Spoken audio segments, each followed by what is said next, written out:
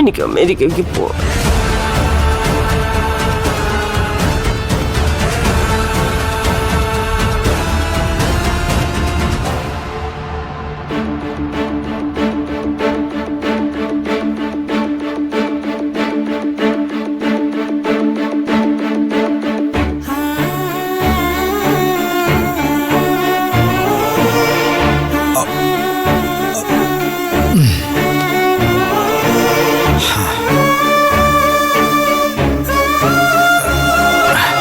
എന്താ മനോഹരേട്ടാ, എന്തുപറ്റി?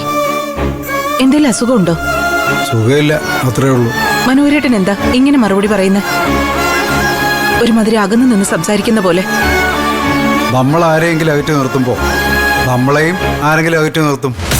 ഭഗവാൻ പറഞ്ഞൊരു കാര്യമുണ്ട്, നീ ആരെയെങ്കിലും അകറ്റി നിർത്തിയാ നിന്നിൽ നിന്ന് ആരെങ്കിലും അകലുംന്ന്. അത് ഭഗവാന്റെ തീരുമാനമാണ്. അപ്പോഴേ എനിക്ക് നിനക്കും ഇടയ്ക്ക് എന്തെങ്കിലും അകൽച്ച ഉണ്ടെങ്കിൽ തന്നെ അതും ഭഗവാന്റെ പറ്റുപോക്കിൽ അങ്ങ് എഴുതിയച്ചാ മതി. മനോഹരേട്ടൻ ഈ സംസാരിക്കുന്നത് ദേവികയ്ക്ക് വേണ്ടിയാണെന്ന് എനിക്കറിയാം. അതെ, എൻ്റെ 2 മക്കൾക്കും വേണ്ടി സ്വന്തം ജീവിതം മാറ്റിവെച്ചോളാണ് ദേവിക മോള്.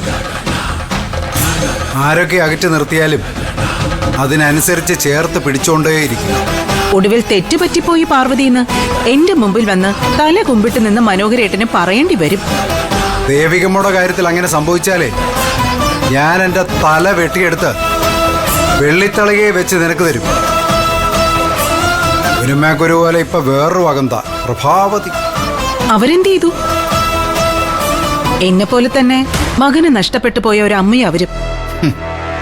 പെറ്റ വയറിന്റെ നോവും വേവും മരണം വരെ കാണും. പിന്നെ തന്തമാരെ പിന്നെ സിമന്റിനകത്ത് വാർത്ത് വെച്ചിരിക്കുമല്ലേ.